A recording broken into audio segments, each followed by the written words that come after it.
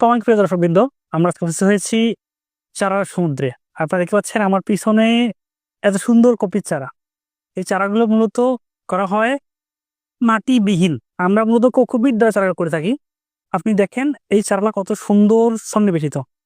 প্রত্যেকটা চারাই করা হয়েছে কোকোপিট, যেটা নার্সারি মিডিয়া বলে, এই মিডিয়া দিয়ে করা হয়। আমাদের এখানে চারাগুলো আপনার একদম সতেজ সুন্দর।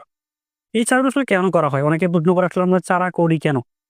মূলত আমরা চারা করি কৃষকদের যে ক্রপিং ডিউরেশনটা আছে, আমরা জানি একটা সবজি চাষ করতে 4 থেকে 5 মাস লাগে। আর আমাদের যেহেতু ল্যান্ডটা অনেক কম, এই জন্য ল্যান্ডের প্রপার ইউটিলাইজ করার জন্য এবং ক্রপিং ইন্টেন্সিটি বাড়ানোর জন্য আমরা একদম রেডি চারা করি। তো এই চারাগুলোর বয়স অ্যাভারেজ 33 দিন। কৃষক চাইলে আজকে একটা ফসল তোলার পরে তার পরের দিনে আমাদেরকে অর্ডার করার মাধ্যমে সে ফসল নিয়ে একদম জমিতে লাগাতে পারবে। না আগের মতো, আগে যেমন কি করতো মানুষ, আগে আলাদা করে বীজতলা তৈরি করতো, চারা বড় করতো, যেখানে প্রায় অনেক দিন জমি ফেলে রাখা রাখতো।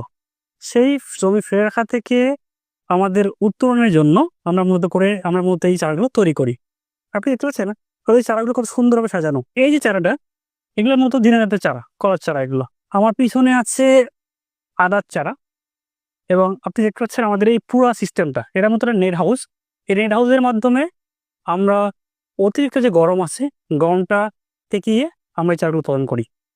এই চারা উৎপাদনের মাধ্যমে আমরা যেমন কৃষকদের সহজে চারা দিতে পারতেছি, একই সাথে অনেকগুলো মানুষ এখানে কাজ করে স্বাবলম্বী হচ্ছে। আমাদের বাংলাদেশের অর্থনীতির চাকা এবং কৃষিকে আরও বেশি আধুনিকতম করার জন্য আমরা আপনার চেষ্টা করে যাচ্ছি। আপনাদের পাশে, আপনাদের সাথে থেকে আমরা ইনশাল্লাহ সামনের দিকে এগিয়ে যাবো। আপনারা চাইলেই আমাদের কাছে অর্ডারের মাধ্যমে চারাটা নিতে পারেন। আমরা 16 ঘন্টার মধ্যেই আমরা আপনাদের বাসার দোরগোড়ায় চারা পৌঁছে দিতে সক্ষম।